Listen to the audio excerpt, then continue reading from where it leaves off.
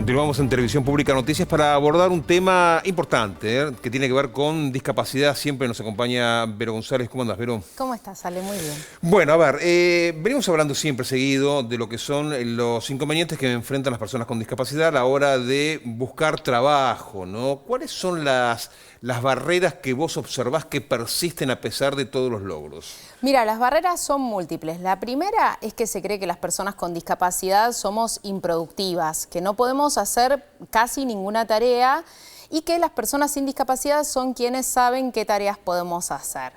Y después hay múltiples, ¿no? Muchas veces se cree que la inversión para incorporar a una persona con discapacidad en un empleo es altísima y a veces no es tanta. Para que te des una idea, Ale, de números a nivel global, una de cada 6 personas en el mundo tiene una discapacidad. Somos muchos, ¿no? ¿Y eso que vos lo entendés que es un prejuicio? ¿Cuál es ¿en qué se basa? ¿Cuál es el sustento, el peso que acompaña esa afirmación? Sí, hay un prejuicio que todavía no se puede derribar. Hay un prejuicio muy grande de que son tantas las tareas que no podemos hacer. Y obviamente hay tareas que no podemos hacer, pero hay un montón de tareas que sí. Hacer, exacto. Claro. Y la persona con discapacidad es quien mejor sabe qué tareas puede hacer, ¿no? Bueno. Te decía que una de cada 6 personas en el mundo es una persona con discapacidad. El 80% de las personas con discapacidad están en posibilidad de trabajar, pero no tienen un trabajo que les permita subsistir. Esas son estadísticas globales de la Organización Internacional de Trabajo. Ahora, ¿qué pasa en Argentina? En Argentina, 2 de cada 10 personas tenemos trabajo. 2 de cada 10. O sea que hay 8 personas con algún tipo de discapacidad que están esperando una oportunidad que podrían ser realmente productivas para la sociedad. Así es. Y según la Agencia de Discapacidad de quienes tienen CUD, porque sabemos que no todas las personas con discapacidad tienen CUD, 1 de cada 10 Expliquemos tiene que trabajo. el CUD es el certificado único de discapacidad, que es el que permite acceder a muchas políticas públicas, ¿no? Entonces, bueno, muchas personas con discapacidad lo que hacen es optar por el autoempleo, ¿sí? Recordemos, Ale, antes de verla, algo así como emprendedores. Claro, sí, así es, que es un empleo informal y que no permite muchas veces un salario adecuado. Permíteme que te haga una pregunta. Vamos a escuchar ahora a Eugenia Quintana, que ya me vas a explicar quién es. Sí. Pero más allá de la decisión que tome cada agencia de discapacidad en cada país en particular, hay políticas que son generales o que deberían ser generales que parten desde la Organización Internacional del Trabajo. ¿Qué posición tiene la OIT respecto a este tema? Y bueno, la OIT trabaja con los estados, con las empresas, con los sindicatos también, para mejorar la situación de empleabilidad de las personas con discapacidad. Por ejemplo, beneficios impositivos. Así es, eso es lo que hay en Argentina en relación a las empresas privadas. Ahora, el Estado está obligado también a contratar personas con discapacidad en un porcentaje no menor, así lo dice la ley, al 4% a nivel nacional y al 5% en Ciudad de Buenos Aires. Te preguntaba quién es Eugenia Quintana, quién vamos a escuchar. Bien, Eugenia Quintana es el punto focal en discapacidad para la Organización Internacional del Trabajo en Argentina, y con ella conversamos. La escuchamos.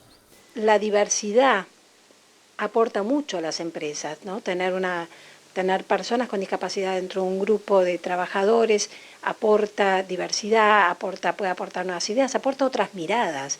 Hay un estudio reciente de la OIT que decía, por ejemplo, que se han hecho en algunos países cálculos de que hasta puede llegar a perder hasta un 7% del Producto Bruto por no estar incorporando a las personas con discapacidad.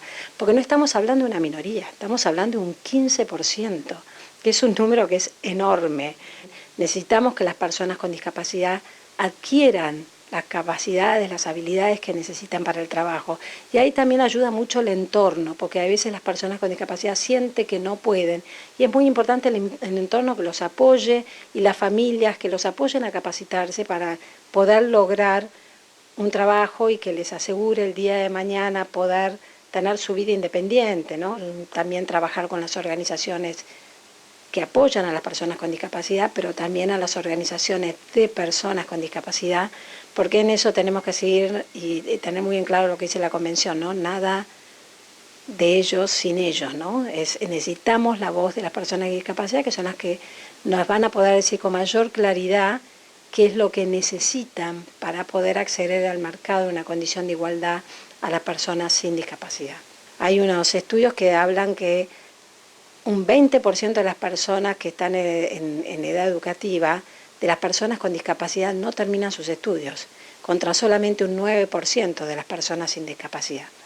Ahora, si vos vas a la Convención de los Derechos de las Personas con Discapacidad, dice que tenemos que asegurar un trabajo decente para todas las personas. Y ahí tenemos que entrar a trabajar, es un poco lo que pregona la OIT, ¿no? Tenemos que trabajar conjuntamente gobiernos, las organizaciones de trabajadores, las organizaciones de empleadores, ¿sí?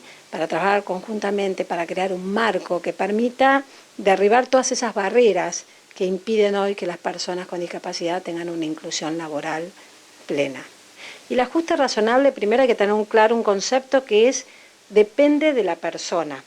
No es que uno puede decir, este grupo de personas así necesita este ajuste, sino que depende de cada persona. Entonces, hay que ver con cada persona. Y hay veces los ajustes razonables pueden hasta no tener costo o tener un costo muy moderado y muy bajo.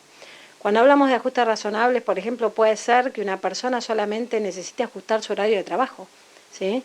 O necesite ajustar sus horarios de descanso, o necesite un ambiente más calmo y demás, o un escritorio más bajo, un escritorio más alto. Hay ajustes razonables que también tienen que ver con adaptar el entorno, y cuando hablo de adaptar el entorno es también capacitar y concientizar a las personas que van a estar trabajando con esa persona con discapacidad.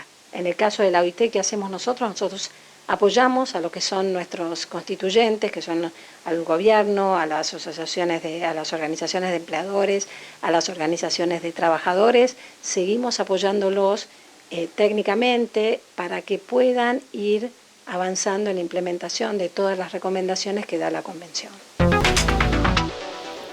Y pensaba, Vero, para cerrar, la educación acompaña desde edad temprana a los, no sé, a las personas que tienen algún tipo de discapacidad para ir educándolos en vistas a una salida laboral que les permita acompañar su discapacidad para poder insertarse en el mercado laboral. Mira, falta mucho para que la educación sea realmente inclusiva, que es lo que establece la Convención sobre los Derechos de las Personas con Discapacidad, que es el Tratado de Naciones Unidas que mencionaba Eugenia, que en nuestro país tiene rango constitucional, y es obligación implementarlo, igual que los ajustes razonables que ella mencionaba, que hay que implementarlos ¿en qué parte? Bueno, en los procesos de selección, cuando la persona entra a trabajar, en los concursos también para ascensos dentro del trabajo.